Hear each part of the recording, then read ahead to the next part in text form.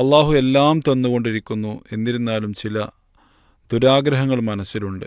ദുരാഗ്രഹങ്ങൾക്ക് ദുആ ഉണ്ടോ എന്നാണ് ഒരു ശ്രോതാവ് ചോദിച്ചിട്ടുള്ളത്.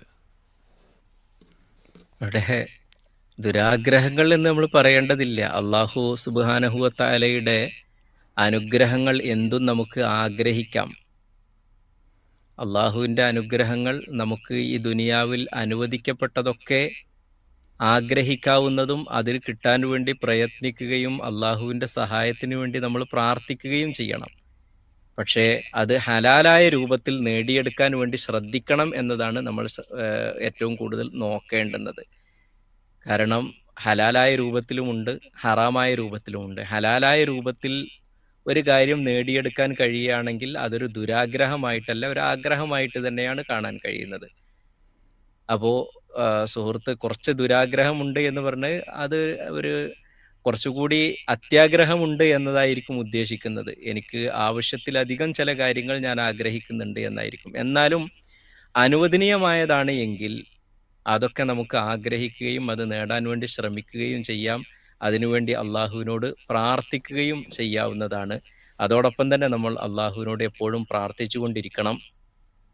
അല്ലാഹുമ്മ ക്ഫിനി ബിഹലാലിക അൻ ഹറാമിക വ അഇന്നി ബിഫദ്ലിക അമ്മൻ സിവാക്ക്. അള്ളാഹുവെ, നിന്റെ ഹലാല് കൊണ്ട് ഹറാമിലേക്ക് പോകാതെ എന്നെ നീ പിടിച്ചു നിർത്തണേ. ഹലാല് കൊണ്ട് തന്നെ എനിക്ക് മതിയായത് നീ ഉണ്ടാക്കി തരണേ. നിന്റെ അനുഗ്രഹം കൊണ്ട് മറ്റൊരാളുടെ മുന്നിൽ കൈനീട്ടാതെയും മറ്റൊരാളുടെ സഹായം സ്വീകരിക്കാതെയും ജീവിക്കാനുള്ള തൗഫീക്ക് എനിക്ക് നൽകണേ. ഇതാണ് ശരിക്കും നമ്മുടെ ജീവിതത്തിൻ്റെ ഒരു അടിസ്ഥാനമാക്കി മാറ്റേണ്ടുന്നത്.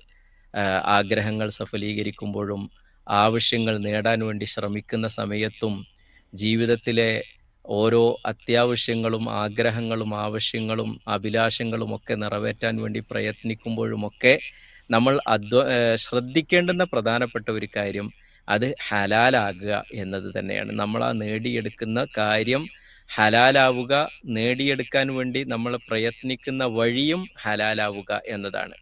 മറ്റൊരാളുടെ സഹായമില്ലാതെ നമ്മളെക്കൊണ്ട് തന്നെ ഒറ്റക്ക് അതിന് സാധിക്കുമെങ്കിൽ അത് ആ രൂപത്തിലൂടെ തന്നെ നേടിയെടുക്കാൻ വേണ്ടി ശ്രദ്ധിക്കുക.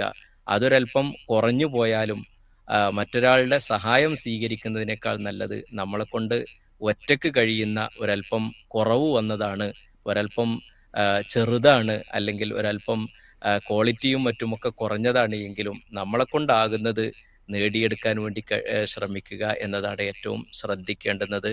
അങ്ങനെ നേടുന്നതൊന്നും അത്യാഗ്രഹമോ ദുരാഗ്രഹമോ അല്ല, അതൊക്കെ അനുവദിക്കപ്പെട്ടത് തന്നെയാണ്.